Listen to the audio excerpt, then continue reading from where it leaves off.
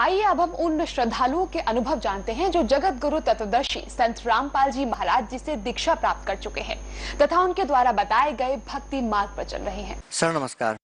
सत साहब जी। सर क्या नाम है आपका? मेरा नाम जसपाल दास है जी और मैं लुधियाना पंजाब से हूँ जी। सर संत रामपाल जी महाराज से कब जुड़े आप? हम संत रामपाल जी महाराज जी से 2014 में से जुड़े हम। कौन से महीने में सर? तकरीबन 6वें महीने में जुड़े हम। सर संत रामपाल जी महाराज की शरण में आने से पहले आप क्या भक्ति साधना करते थे? संत रामपाल जी महाराज जी से जुड़ने से पहले हम बाबा बालकनाथ जी की भक्ति करते थे और बाबा बालकनाथ जी की भक्ति, क्योंकि हमारा जन्म जो था बचपन से ही हम परमात्मा से काफ़ी जुड़े हुए थे और हम पैदल यात्रा वगैरह भी करते थे, बाबा बालकनाथ जी पे जाते थे। सर आप संत रामपाल जी महाराज की शरण में कैसे आए? संत रामपाल जी महाराज जी की शरण में हम इंटरनेट के जरिए से जुड़े थे परमात्मा की शरण में, क्योंकि परमात्मा की कृपा से हमारा कारोबार पहले ही अच्छा था, काफ़ी अच्छा, परमात्मा की कृपा से बहुत अच्छी सेटिंग है, अब भी है, पहले भी थी। जैसे कि मन में काफ़ी तड़प थी भी, परमात्मा कहाँ है, परमात्मा कैसे मिलेगा। हम इतनी दूर से धक्के खाते, लुधियाना से पैदल बाबा बालकनाथ की गुफा पर जाना, फिर आना, 10-10 दिन के सफर में ही लगा देना, पैदल चलते चलते हमारे पैरों में छाले पड़ जाने, इतना मुश्किल हो जाना कि हमको आते 3-4 दिन तो होश ही नहीं रहती थी भी क्या यार, किधर। हम यही सोचते रहते थे हमको परमात्मा क्यों मिलेगा, कैसे मिलेगा, कैसे मिलेगा परमात्मा। हम यही सोचते रहते थे भी ये परमात्मा, हम इतनी दूर जाते हैं, इतनी दूर आते हैं, और सबसे बड़ी बात मन में ये ठेस लगती थी भी अगर परमात्मा पहाड़ों में है तो 2 रुपए वाली चीज पहाड़ों में 20 रुपए की बिकती है। अगर यहाँ पर परमात्मा है तो वो अंधे क्यों नहीं हो जाते लोग जो 2 रुपए वाली चीज 200 रुपए में या 20 रुपए में बेचते हैं।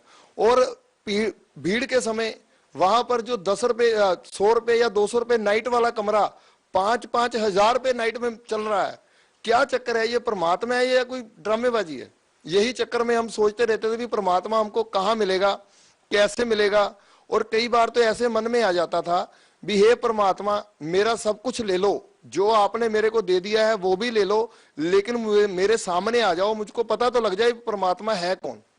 तो फिर संत रामपाल जी महाराज के बारे में आपको इंटरनेट के थ्रू कैसे पता चला? कैसे आपको लगा कि संत रामपाल जी महाराज सही भक्ति बता रहे हैं? जैसे कि परमात्मा पाने की तड़फ बहुत देर से थी और एक दिन मन में आया भी परमात्मा कहाँ है, कैसे है। दुनिया इंटरनेट के माध्यम से हर चीज खोज लेती है, क्या हमको परमात्मा भी मिल सकते हैं। फिर बैठे बैठे एक दिन बस नेट लगवाया घर पे और शुरू हो गए। रात को काम से आए 10-10:30 बजे नेट लगाना शुरू किया और हु इज गॉड लिख करके सर्चिंग शुरू कर दी। और हु इज गॉड लिखने के बाद आया तो कुछ नहीं, मन में आया चलो यहाँ पर डेरा ब्यास है, पूरा इंडिया लेवल का एक बहुत हाई स्केल का इनका सर्कल है, क्यों ना हम इनका ज्ञान सुने, ये क्या बताते हैं, कैसे बताते हैं, देखते हैं, अगर बढ़िया लगा तो जुड़ जाएंगे, नहीं तो कोई बात नहीं है। और नेट पे हमने 3 रात लगातार डेरा ब्यास का सत्संग सुना और कुछ समझ में नहीं आया, समझ में आता भी था, लेकिन हर बार हर पॉइंट कबीर साहब जी से लिया जाता था। जैसे कि वो अपने सत्संगों में बताते थे, कबीर साहब ये कहते हैं, कबीर साहब प्यार से ये समझाते हैं, चलो छोड़ा, कोई बात नहीं। 3 रातें उनका सत्संग देखा। उसके बाद हमारी जो पत्नी है, धर्म पत्नी, उन्होंने डेरा सच्चा सौदा से नामदान लिया हुआ है बचपन से ही। घर वाले बोलने लगे भी आप सच्चा सौदा से जुड़ जाओ। हमने कहा चलो कोई बात नहीं, इनकी भी चेक करते हैं। नेट पर हमने सच्चा सौदा का पूरा सत्संग 20-25 मिनट का देखा।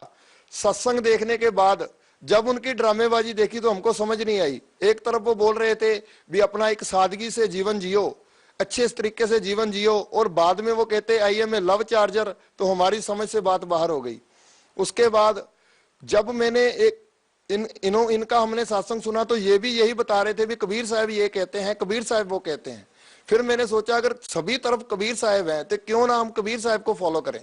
और मैंने सत्संग बाय कबीर साहब लिखकर जब नेट पर सर्च मारी तो संत रामपाल जी महाराज, टिपानिया ब्रदर्स और काफी राम दोदरे कुछ ऐसे करके नेट पर खुला। तो काफी देर में टिपानिया ब्रदर के सॉन्ग सुनता रहा। उसके बाद जब परमात्मा का संत रामपाल जी महाराज का सत्संग सुना तो मेरी समझ से बाहर हो गया भी इतने अच्छे विचार और हर चीज विद प्रूफ तो समझना चाहिए। जब तकरीबन मैं 18 रातें लगातार संत रामपाल जी महाराज का सत्संग देखता रहता और इंटरनेट के जरिए देखता ही रहता, मेरे को ये नहीं पता लगता भी मैं रात के 10 बजे बैठा हूं और कब सुबह के 5 बज गए हैं। इतना ये एक टाइम पास आप मत समझिए, इतनी गहराई थी। जब मैंने अब बातें करनी जब मैंने बातें करनी अपने परिवार से, अपने पिताजी से बातें करनी, अब तो वो एक्सपायर हो चुके हैं, उनसे मैंने बातें करनी, मैंने कहा पापा जी आप देखिए ये व्यास वालों के नामदान बता रहे हैं भी वो ओंकार, ररंकार, सोहम, सतनाम और ज्योत निरंजन ये 5 अक्षर देते हैं। जब मैंने अपने पिताजी से ये बात कही, पिताजी कहते फिर लगाओ। फिर जब लगाया तो पिताजी ने अपना संत रामपाल जी महाराज के मुख से जब सुना भी ओंकार, ररंकार, सोहम, सतनाम और ज्योत निरंजन ये 5 अक्षर देते हैं, हमारे पिताजी ने बोला भाई ये गुरु पूरा है, निकल जा, इससे पूरा गुरु और दुनिया में कोई नहीं है। सर जब आपने संत रामपाल जी महाराज से नाम दीक्षा ली, उनकी शरण में गए, तो सर आपका पहला एक्सपीरियंस क्या रहा? जैसे कि मैं संत रामपाल जी महाराज के पास जब पहुंचा, सबसे पहला एक्सपीरियंस तो ये हुआ, कारोबार परमात्मा की कृपा से अच्छे थे हैं, मन में कुछ अहंकार भी था।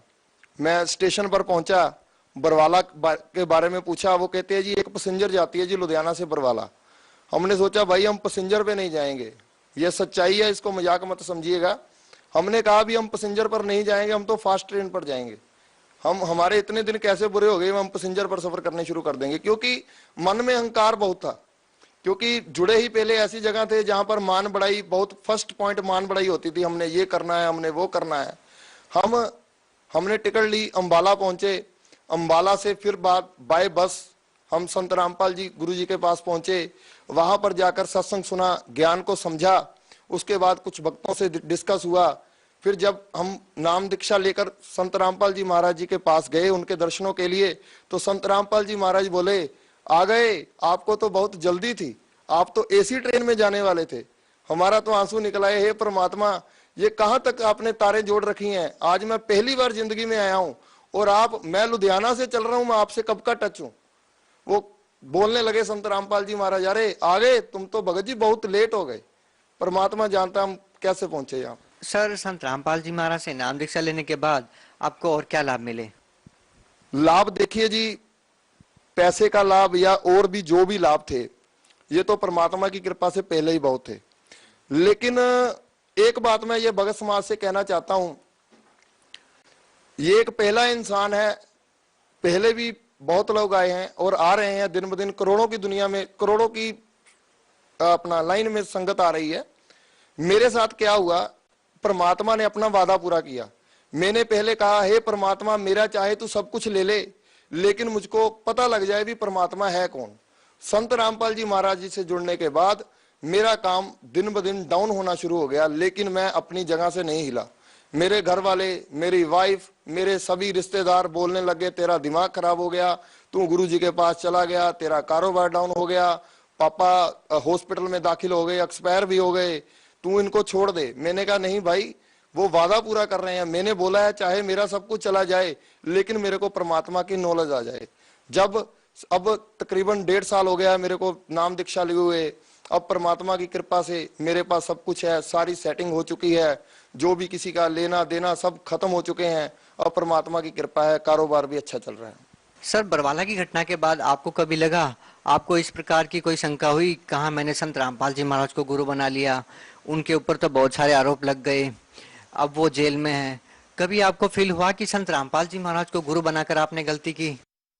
हमारे को ऐसी बात कभी भी मन में नहीं आई कि हमने संत रामपाल जी महाराज को गुरु बनाकर कोई गलती की। हमने गलती क्यों की, कैसे की? गुरु, जैसे कि हमारे पंजाबी में कहावत है, दूध पियो छान के, गुरु बनाओ जान के। गुरु को अच्छी तरह से सोच के, समझ के, विचार कर ही, हम एक पंजाबी लोग ऐसे हैं जो कि परमात्मा की कृपा है, पूरे वर्ल्ड को पता है पंजाबी लोग कभी मार नहीं खाते हैं। हम कैसे मार खा जाएंगे भी ये गुरु गलत है या सही है? क्योंकि पंजाबी लोग, खास करके जो पंजाब के लोग हैं, वो परमात्मा की बानी से, श्री गुरु ग्रंथ साहब जी से और तकरीबन जैसे कि गुरुजी भी बताते हैं भी जो पंजाब के लोग हैं वो वाणी में और परमात्मा में इतने दृढ़ हैं, वो कभी धोखा नहीं खा सकते हैं। हमने जब भी देखा, क्योंकि संत रामपाल जी महाराज जो भी प्रूफ बताते हैं, जो भी बताते हैं, जितना भी समझाते हैं, सभी वेदों और ग्रंथों के हिसाब से बताते हैं। हम पढ़ा लिखा समाज हैं, अगर हम भी ना समझे तो फिर क्या फायदा है। सर, आज तक जितने भी संत महंत धर्मगुरु हुए हैं, उन्होंने कबीर साहब जी को संत, सतगुरु या कबीरदास जी कहकर संबोधित किया है, लेकिन संत रामपाल जी महाराज मात्र एक ऐसे संत हैं जिन्होंने कबीर साहब जी को एक भगवान के रूप में प्रस्तुत किया है। सर, क्या आधार है कि संत रामपाल जी महाराज कबीर साहब जी को भगवान की उपाधि देते हैं? इसको स्पष्ट कीजिए। सर, ऐसा है, जैसे जिसकी सोच है वो वैसे ही बात करेगा। जितने भी इस समय दुनिया में संत हैं, संत रामपाल जी महाराज को छोड़ करके वो सारे तकरीबन दंत कथा या सुना सुनाया ज्ञान ही सभी को बता रहे हैं। संत रामपाल जी महाराज जी ही केवल एक ऐसे महान संत, तो आपके माध्यम से मैं कह रहा हूं, जबकि वो पूर्ण परमात्मा कबीर साहब ही हैं हमारी सोच के अनुसार। लेकिन संत की उपाधि मैं इसलिए दे रहा हूं, आप संतों पर बात कर रहे हो। इस समय पूर्ण संत संत रामपाल जी महाराज अगर संत की तरफ से सोचे तो वो पूर्ण संत हैं, हमारी तरफ से वो पूर्ण परमात्मा है। आगे बात ये रही कि आप कहते हो कि कबीर साहब को सभी ने कबीर दास या भक्त कबीर कहकर ही संबोधित किया है, और संत रामपाल जी महाराज पूर्ण परमात्मा, इनको कैसे बताते हैं? जैसे कि मैंने पहले बताया कि लोग, जिसको जितना ज्ञान है वो उतनी ही बात करेगा। अब संत रामपाल जी महाराज वेद और शास्त्र के अनुसार बता रहे हैं अभी पूर्ण परमात्मा कौन है। जैसे कि मैंने पहले भी बताया, हम पंजाब से हैं। पंजाब में हम श्री गुरु नानक देव जी की बाणी, श्री गुरु ग्रंथ साहब जी, और इससे काफी लगाव है हमारा, क्योंकि ये एक ऐसी अमृत बाणी है। जैसे बाणी में भी आता है, तुर की बाणी आई जिन सगली चिंत मिटाई। अगर ये बाणी समझकर, ये बाणी सुनकर किसी के मन में शंका रह गई तो वो मेरे हिसाब से फिर दुर की बाणी कैसे हो गई। जैसे संत रामपाल जी महाराज बताते हैं 721 नंबर पेज पर पूर्ण परमात्मा का पूरा बख्यान है भी पूर्ण परमात्मा श्री गुरु नानक देव जी के हिसाब से दुनिया में कौन है। ऐसे 721 नंबर पेज पर लिखा है, यक अर्ज गुफ्तम पेश तो तर गौसकुन करतार, हक्का कबीर करीम तू बेऐब परवरदिगार। अगर हम इसको दूसरी तरफ लें, अगर कोई जैसे मेरी किसी से डिस्कस होती है तो वो कहते हैं ये फारसी के शब्द हैं। हम पढ़े लिखे हैं, इंटरनेट का जमाना है, आप फारसी की डिक्शनरी खोल लो, उसको हिंदी में, पंजाबी में, अंग्रेजी में, उर्दू में, जिसमें मर्जी ट्रांसलेशन करके देख लो भी इसका क्या मतलब है। इसके मतलब के बाद कई जगह पर श्री गुरु नानक देव जी की बानी में तो स्पष्ट लिखा हुआ है। जैसे कि 24 नंबर पृष्ठ पर आता है, एक स्वान दोए स्वानी नाल पलके भौंके सदा बख्याल, कूड़ छुरा मुठा मरदार तानक रूप रहा करतार, पत की पादना करनी की कार हो बिगड़े रूप रहा विकराल, तेरा एक नाम तारे संसार मैं एहो आस एहो आधार, मुख निंदा आखा दिन रात पर कर जो ही नीच सनात, काम क्रोध तन वसे चंडाल तानक रूप रहा करतार। दानक के रूप में केवल, दानक का मतलब जुलाहा होता है, जुलाहे के रूप में केवल कबीर साहब ही आए हैं, और दुनिया में ना तो कोई संत आया है ना ही कोई देवी देवता आया है। इससे क्लियर होता है कबीर साहब ही पूर्ण परमात्मा है। उसके बाद 969 नंबर पेज पर, अगर आपको इससे भी समझ नहीं आ रही है तो 969 नंबर पेज पर, 969 पेज पर आप खुद पढ़ सकते हो। श्री गुरु ग्रंथ साहब की बानी में 969 नंबर पेज पर श्री गुरु ग्रंथ साहब की बानी में लिखा है, अब तो जाओ चढ़ो सिंहासन मिले है सारंग पानी, राम कबीरा एक पए है कोई ना सके पछाणी। इससे भी स्पष्ट मेरे हिसाब से तो और कहीं लिखा हो ही नहीं सकता। सर, जैसा कि गुरुद्वारों में एक पाठ होता है, उसमें भी कहा गया है कि कबीर साहब के बारे में कुछ वाणियां हैं, कुछ बातें हैं, इसके बारे में स्पष्ट कीजिए। इसके बारे में सर मेरा ये एक विचार है। विचार क्या है? ये तो सच्चाई है, इसमें विचार, सच्चाई में विचारों की कोई मेरे हिसाब से अहमियत नहीं होती है। जैसे कि मैंने बताया भी 3 प्रूफ तो मैंने आपको बता दिए हैं। कम से कम 100 से ज्यादा proof Kabir is God, Kabir is supreme God के श्री गुरु नानक देव जी की वाणी श्री गुरु ग्रंथ साहब जी में अंकित है।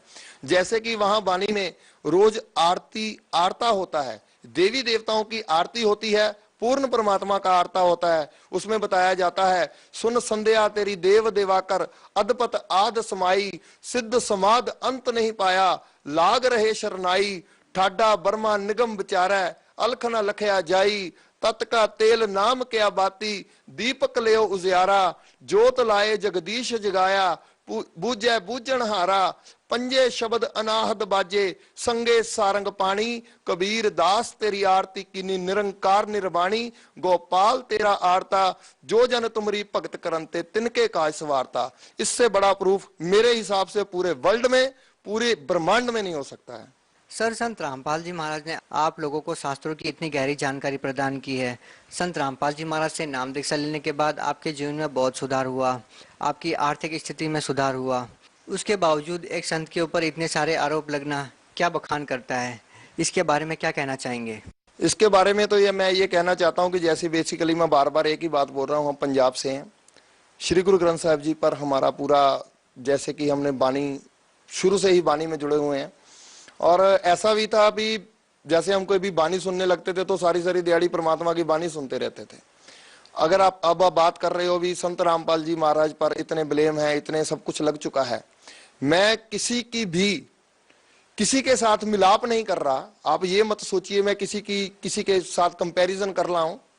जैसे कि श्री गुरु नानक देव जी को बाबर ने जेल में कर दिया था, जो संत, जो महापुरुष मौके की जो पॉलिटिक्स है, जो उनके खिलाफ जाता है, मौके के संतों के खिलाफ जो होता है, उसको हमेशा ही मौके की सरकारें धक्का करती रही हैं और करती ही रहेंगी। क्योंकि सभी धर्म गुरुओं की दुकानें बंद होती हैं, सभी धर्म गुरुओं की पोलें खुलती हैं। इसीलिए ये सभी धर्म गुरु जितने भी हैं, ये सभी सरकार के वोट बैंक हैं, ये सरकार के हिसाब से चलते हैं। और जो महापुरुष होते हैं, जो महान संत होते हैं, वो सरकारों के चक्कर में नहीं आते हैं, वो अपनी सच्चाई पर अटल रहते हैं। उसी तरीके से वैसे ही श्री गुरु नानक देव जी अपनी बातों पर, अपनी सच्चाई पर अटल रहे, और उस समय बाबर ने उनको जेल में कर दिया। इस समय इस सरकार ने, इस झूठी सरकार ने संत रामपाल जी पर आरोप लगाए हैं, जो झूठे आरोप लगाए हैं। अभी 18 महीने हो चुके हैं संत रामपाल जी पूर्ण परमात्मा को जेल में गए हुए, अभी तक सिद्ध क्यों नहीं कर सके हैं? सिद्ध हो ही नहीं सकते क्योंकि सच्चाई है जी। सर, हम आपसे ये भी जानना चाहेंगे कि आज के दिन हिंदुस्तान में संतों महंतों की भाट सी आई हुई है। आखिर लोगों के लिए समझना मुश्किल हो गया है कि सच्चा सदगुरु कौन है, आखिर गुरु बनाया किसको जाए। आप क्या कहना चाहेंगे इसके बारे में? सच्चा सतगुरु देखो जी, भगत समाज, पहले तो भगत समाज सारे ही भगत हैं, जो कहीं भी जा रहे हैं, देवी पर जा रहे हैं, देवता पर जा रहे हैं, पहाड़ों में जा रहे हैं, नदियों में जा रहे हैं, बाढ़ में जा रहे हैं, भाड़ में जा रहे हैं, जिधर भी जा रहे हैं, पहली बात ये है भी पूर्ण संत की पहचान ये है, पूर्ण संत वेदों शास्त्रों के अनुसार ही भक्ति बताता है। जैसे कि गुरुजी भी बताते हैं, जो टीचर सिलेबस के अनुसार भक्ति, सिलेबस के अनुसार पढ़ाई करवाता है, वही टीचर है, बाकी सब अनजान है, बाकी सब बेवकूफ तरफ के लोग हैं। सर, आप भगत समाज को क्या संदेश देना चाहेंगे? भगत समाज को मैं यही संदेश देना चाहता हूं जी, जैसे कि आप पढ़े लिखे हो, समझदार हो, इतने इतने बड़े दुकानदार हो, व्यापारी हो। छोटी सी एक मैं डेफिनेशन भी बताना चाहता हूं अपनी तरफ से। एक दुकानदार, एक सिंपल दुकानदार अपनी दुकान में वही सामान रखेगा जिससे उसको फायदा होगा। 8 रुपए वाली चीज अगर 10 में बेचेगी तो वो बेचेगा, नहीं तो 8 वाली, पौने 8 वाली भी वो नहीं बेचेगा। ये मानव जीवन, मानव शरीर बार बार नहीं मिलेगा, इसका हम लाभ लेकर चलें, कारोबार के साथ साथ परमात्मा की तरफ भी ध्यान दें। हम तो यही कहना चाहते हैं भी ये शरीर, मानव शरीर बार बार नहीं मिलेगा। पूर्ण संत, पूर्ण परमात्मा, मेरे हिसाब से पूर्ण परमात्मा है, आपके हिसाब से हो सकता है पूर्ण संतों। पूर्ण परमात्मा धरती पर आए हुए हैं, अपना ज्ञान, ऊट पटांग की बातें छोड़ करके, जैसे कि हम, एक सिंपल सी बात है, एक मोबाइल है, 2, 4, 5, 10 हजार रुपए वाला भी मोबाइल है, वो भी हम बार बार बदल के कुछ ना कुछ नया देखते रहते हैं। मैं तो भगत समाज को ये कहना चाहता हूं, आप चाहे मोबाइल की तरह ही 3, 4, 5 महीने ही सही केवल परमात्मा की तरफ लगाकर देख लीजिए, संत रामपाल जी महाराज की शरण पर आकर देख लीजिए। अगर आपको समझ आती है तो आप आओ, नहीं समझ आती है तो कोई बात नहीं, एक बार अपने वेदों को, ग्रंथों को चेक जरूर कर लो भी कौन हमको सही बता रहा है, कौन गलत बता रहा है। जी बहुत बहुत धन्यवाद। सत साहिब जी।